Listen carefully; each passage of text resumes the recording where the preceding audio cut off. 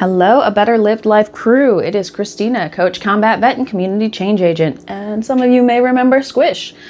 Well, today we are going to talk about why it's so important to make sure you get your annual physical, especially if you have a cat that already has underlying issues. Well, Squish's vet was last week.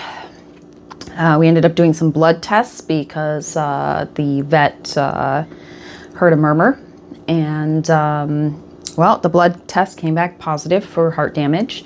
So Squish is 3 years old. He has FIV.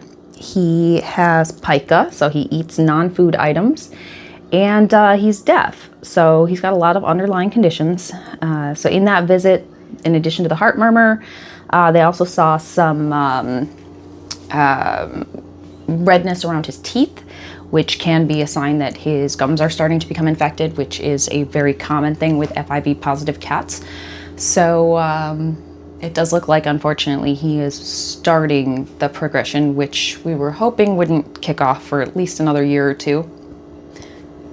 Just one of the potential outfalls of an FIV positive cat.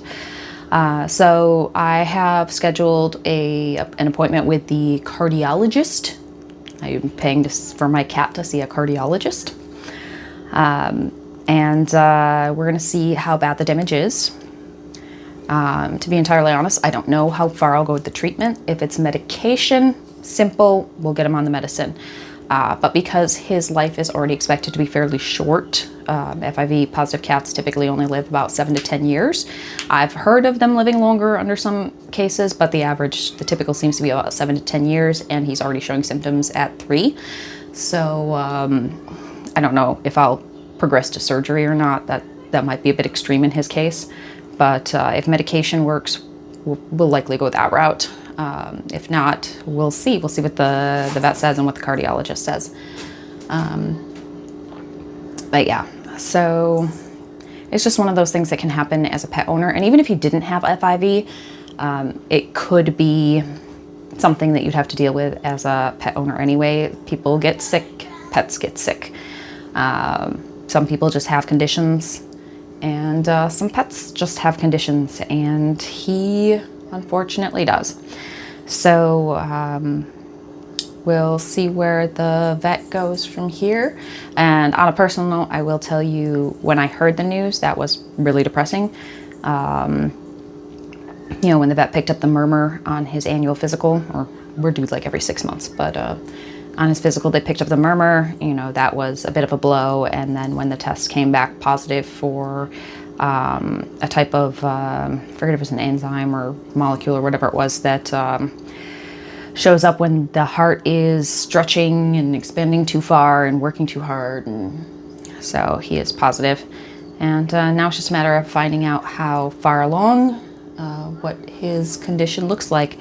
But let's say you had a very healthy cat, and this was picked up, you know, it's your regular visit. Like, he's not experiencing any symptoms. And even though, like, I held him up, if you noticed, he's actually shaved at the moment because I shave him every summer. He gets overheated. He's a long-haired cat in Southern California. It's just really it's not an evolutionary design for this weather. So I shave him in the summer so he doesn't overheat. Yeah, he's not displaying any symptoms of heart condition. So it's entirely possible I wouldn't have known until it was far more advanced if I was not getting him his regular checkups. So if you had a regularly healthy cat, this would be something you'd want to get checked out. Now, again, they initially were like, well, we could do all of this with the cardiologist. And given that it was something like 1/3 or half of all heart murmurs in cats are actually benign, or what they call innocent. I didn't want to immediately jump on the cardiologist bandwagon. That's why I actually asked them to do the blood work that day. I was still hoping it would be something stupid like he's anemic, but that was not the case. So yeah, we're moving forward with the cardiologist. But yeah, if you hadn't, ADHD, I never finished a sentence. So if you had an otherwise healthy cat and this what came up, you would want to know, because now you've got options. There is a surgery to treat it. There's medication depending on what stage it's in. All these things that you can do to help prolong your pet's life. So make sure you're getting your pet their physical. Okay. Go forth and do great things.